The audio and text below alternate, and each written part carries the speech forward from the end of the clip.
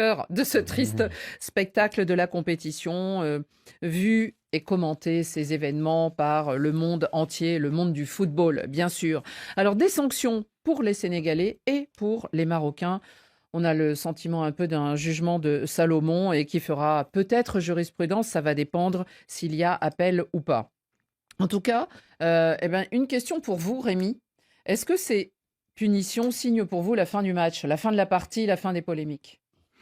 Non, ça ne signe pas la fin du match dans la mesure où, du côté marocain déjà, on crie à l'indignation et justement aussi on dit que non, le trophée devrait être retiré au Sénégal parce que le Sénégal normalement devrait perdre le match par 0 but contre 3. Donc ça c'est la version Perdre marocaine. sur tapis vert parce qu'ils sont Sur sortis tapis. Bon, mais la CAF en a décidé autrement, La vraisemblablement. CAF, Et les suspensions resteront africaines et n'iront pas à la Coupe du Monde. tout à fait. Donc la CAF, bien évidemment, en a décidé, mais le Maroc a la possibilité de faire appel. Oui, et le C'est-à-dire Sénégal que- aussi d'ailleurs. Voilà, à faire appel au niveau du TAS. Et on sait, je peux déjà le Le rappeler, tribunal en arbitral du 2000 en sport. 2015, le Maroc, justement, boycotte la CAN et la CAF décide de la suspension du Maroc Alors, pour ils les ne deux l'organisent éditions. pas, Et voilà, effectivement. voilà. Et puis, 8 millions à payer à la CAF. Mais le Maroc avait saisi le TAS. Le TAS a tout annulé. Le Maroc a été réintégré. Donc, c'est pour ça que je dis qu'ils ont encore une fenêtre. Mais cependant, je vais m'insurger justement par rapport à ces méthodes-là parce qu'on crie à l'injustice. Mais je devrais quand même rappeler que s'il y a une première équipe qui a eu à faire cela, se retirer du stade et remporter, c'est bien au Maroc. Nous sommes dans la CAN justement que le Maroc va remporter. La seule d'ailleurs en 76. Ça se joue en Éthiopie. Et là, c'était la formule championnat. Et nous nous retrouvons dans un match où le Maroc joue contre la Guinée. La Guinée marque le premier but et le Maroc va contester l'arbitrage. Le Maroc va sortir du stade. Et il y aura des discussions jusqu'à ce qu'on fera, on va interrompre le match, le Maroc va revenir dans le stade. Le Maroc va égaliser par Faras à la 86e minute. Et c'est ça qui donne la CAN au Maroc. Donc vous ne pouvez pas dire que nous avons remporté le match en sortant du stade et on est revenu, on a gagné. Cette fois-ci, on veut qu'on retire aux autres parce qu'ils ont fait la même chose. C'était il y a 50 ans. Et il y a 50 ans. Je te rappelle encore autre chose. Non, Rémi, parce qu'il faut partager la parole. Je voulais toujours te rappeler par rapport au Maroc, hein, c'est-à-dire que, encore un autre exemple, par exemple, la CAN et par exemple la Coupe, la CAN contre l'équipe du Zaïre. Vous savez que, justement, ils avaient aussi refusé comme ça, là. Ils avaient boycotté la CAN. Ils avaient dit que non, l'arbitre ghanéen n'a pas été bon. Donc, eux, ils ne veulent plus et tout. Oui, mais finalement... Rémi, la CAF et la CAN prétendent devenir un tournoi de plus en plus important, de plus en plus regardé. Et donc, théoriquement, les installations sont meilleures et le reste doit suivre. Mais le match s'arrête, c'est les règles de la FIFA. C'est-à-dire que lorsque vous regardez l'IFA, c'est-à-dire que vous regardez que dès que l'arbitre siffle la fin du match, dès que le match mais est il ne l'a homologué... pas sifflé la fin du match. Non, mais à la fin, c'est-à-dire que le match est déjà homologué. Le match est homologué et on dit que les dernières décisions de l'arbitre sont irrévocables. Irrévocables. Oui, on va pas rejouer le match. On va pas rejouer le match, on ne peut pas changer le match. Il est entériné, mais le Sénégal est champion d'Afrique. Il a jamais sifflé. Marc Libra. Non, à la fin, j'ai dit à la fin. Oui, mais à la fin. J'ai dit à la fin, c'est-à-dire que le match est allé jusqu'à la fin. Oui. Ce qui signifie que le match est homologué. Mais on parle pas de ça, Rémi, on parle des sanctions. La question est pas autour de ça. Parmi les sanctions, je vous parle de la sanction. Ce que le Maroc veut. Ça a été rejeté. Le Maroc veut, et c'est pour ça que le Maroc va faire appel. C'est-à-dire que le Maroc veut le trophée. Marc Libra, par rapport à cette finale que vous avez évidemment vue et ces événements, est-ce que vous pensez que les sanctions, qui sont théoriquement l'aboutissement et la fin, qui signent la fin de tout cela, est-ce que ça peut calmer les esprits et finalement qu'on tourne la page et il y a une Coupe du Monde en perspective et en plus pour la première fois avec 9 ou 10 équipes africaines. Oui, mais je pense que les sanctions ont été plutôt clémentes, qu'ils ont été plutôt gentils. En plus, ça ne se prend pas l'effet par rapport à la Coupe du Monde qui arrive. Je pense que les sanctions... Joseph-Antoine Bell dit les sanctions, c'est pas de la vengeance. Non, c'est pas de la vengeance, mais je peux pas moi décider de ce qui aurait été... Mais on ne peut pas faire ça, il fallait marquer le coup. Malheureusement, il y a une amende de $100 000 pour le coach qui a mis ça en place, c'est ça? Oui, 100 000 $. En tout, il y a 600 000 euros pour le Sénégal et 250 pour les Marocains. Oui, mais ça, c'est de l'argent. L'argent, on l'oublie. Ça ne veut rien dire pour moi. 5 matchs de suspension pour le Si sélectionneur. on dit... Mais le vous coach, avez entendu la ministre des Sports sénégalaise a dit qu'elle voudrait faire appel parce qu'elle a dit tout est possible, tout ce qu'il est possible de faire, nous allons le faire pour atténuer cette sanction.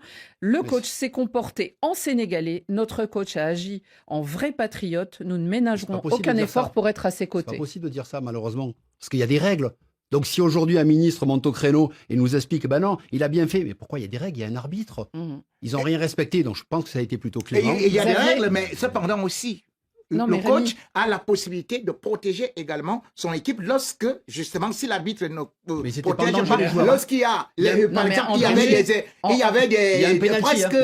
T'inquiète pas, il y a un pénalty, ils craignent rien. Ils craignent rien. Xavier, on ne va pas refaire l'histoire. Xavier, pour terminer, vous, qu'est-ce que vous ressentez Je trouve que le fait d'avoir sanctionné les deux camps, c'est indispensable. C'était indispensable.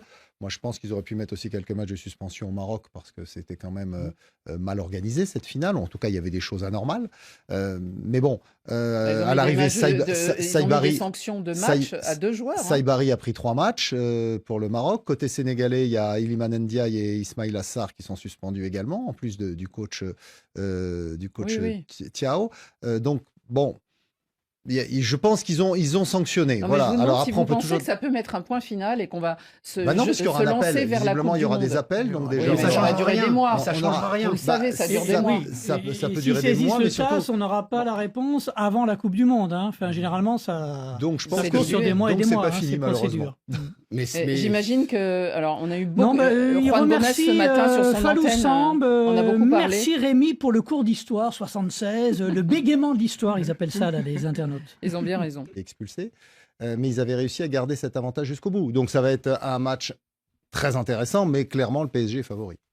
Rémi, est-ce que vous aussi vous pensez que clairement les champions sortants sont favoris, alors que malgré tout on a vu des prestations, même contre Newcastle à domicile cette semaine, où on reste un peu sur notre faim. Alors on sait qu'ils sont fatigués, mais on a l'impression qu'ils ont perdu au moins de la vitesse et de l'adresse sur tous les buteurs. On ne peut pas dire ça, il se crée quand même des occasions. C'est vrai que quand vous jouez contre Newcastle... Vous parlez comme Luis Enrique, là. Bien sûr qu'il se crée des occasions, mais je crois que là, ça compte pas. Vous savez, la saison dernière, nous étions là pour critiquer justement ce Paris Saint-Germain, qui peinait d'ailleurs et qui pouvait être éliminé. Jusqu'à janvier et Madrid, c'est vrai. Voilà, même en barrage, c'était pas évident que Paris Saint-Germain se retrouve dans des barrages. Mais on a vu comment est-ce qu'ils ont pris un peu de l'élan après. C'est vrai qu'aujourd'hui, oui. Parce que vous voyez que Ousmane Dembélé n'a pas encore retrouvé toute sa vitesse de croisière. J'ai vu Désiré Doué qui n'est pas encore vraiment, certes, à son niveau de l'an dernier. Donc, on voit Kvaratskhelia qui se blesse rapidement et du coup, ça déstabilise quand même. Même si on dit que Achraf Hakimi revient, mais ce n'est pas encore celui qu'on voyait la saison dernière. Donc, ce Paris Saint-Germain-là est en mode accélération, mais je crois qu'ils vont beaucoup accélérer face à une équipe comme Monaco qui laisse un peu d'espace parce que contre Newcastle, il faut savoir que c'est une équipe. Il laisse beaucoup de choses. Oui, c'est une équipe. Newcastle, c'est une équipe qui va au combat, c'est une équipe qui a surtout de la hauteur et qui est très dangereuse dans des coups de pied arrêtés. Ça, c'est des phases qui ont dépassé le Paris Saint-Germain. Donc, je crois qu'aujourd'hui, quand on essaie de regarder le 10e quand même, Monaco est en train de lutter pour la survie. 10e en championnat, oui, je crois. Très bien. Et même s'ils ont gagné le Paris Saint-Germain la dernière fois, je pense. En tout cas, là, ils étaient 21e. Ils rencontrent le 11e et ils étaient 21e. Marc, on a entendu l'entraîneur de ces Parisiens, Luis Enrique. Alors, on connaît son discours et sa manière de s'exprimer avec les médias un peu ironiques et tout, mais en disant c'est très bien ces matchs de barrage auxquels ils avaient donc été déjà soumis l'année dernière. Comme ça va nous permettre de nous mettre en confiance. En plus, en tombant contre Monaco. Est-ce que vous adhérez à ce discours, alors que, bon, même s'ils n'auront plus la Coupe de France, mais en tout cas, ils auront 2 matchs en plus, et on sait qu'ils sont fatigués quand même. Enfin, peut-être une fatigue mentale et physique. En fait, ce que je peux voir aujourd'hui, c'est que le PSG représente les équipes que l'on a vues depuis plusieurs saisons qui sont européennes et qu'on dit, ne vous inquiétez pas, en janvier, février, ils seront prêts pour la Ligue des Champions. Je pense que dans sa tête, Luis Enrique, il le sait très bien. Il y a déjà une semaine, 10 jours, il dit mais moi, si j'ai un match Sauf de que plus... la formule a changé de la Ligue des Oui, Champions. voilà, C'est plus seulement Non, mais janvier. même la c'est saison vrai- dernière, C'est vrai qu'avant la même le formule, match contre Newcastle, elle a changé, il laissait voilà. penser qu'il préférait Voilà, atterrir il a sur dit- les barrages. Il a dit clairement, vous inquiétez pas, je vais sûrement manquer de volume. Mais pourquoi il manque de volume? Ils ont joué une Coupe du Monde des clubs, ils n'ont pas eu de repos, ils ont démarré la saison Beaucoup de face à blessés. Angers. Alors les blessés, c'est normal. Mais ils ont en avaient pas l'année démarré. dernière. C'est-à-dire que la saison dernière, les joueurs, ils ont joué C'était exceptionnel. 365 jours. Là, cette Coupe du Monde des clubs qui est au milieu va tout perturber. Ils vont démarrer la saison face à Angers où ils vont gagner 1-0. Ils mettent une équipe qui a 15 jours dans les jambes, donc ils sont pas prêts, ils sont en retard surtout. Kvaratskhelia qui se blesse, c'est pas sa faute parce que là, sur le coup, celui se tord. Oui, ils ont des blessés à répétition, mais moi, je vous dis franchement, je pense pas être inquiet pour Paris parce que dans le système de Luis Enrique, il sait très bien qu'aujourd'hui, sans forcer, il est premier de Ligue 1 parce que Paris est au ralenti pour moi. Les matchs qu'ils ont perdus, face à Marseille, on a vu 1-0, c'est un but contre son camp. Oui, c'est Monaco dans un contexte différent. PFC, Et c'est en coupe. ceux qui les challenge, c'est Lens. Et ceux qui les challenge, ça peut être Lens, mais qui a fait un faux pas à Marseille. On va voir ce soir ce qui se passe face au Havre. Mais pour moi, Paris ne craint absolument rien. Et ils sont conditionnés, puisqu'on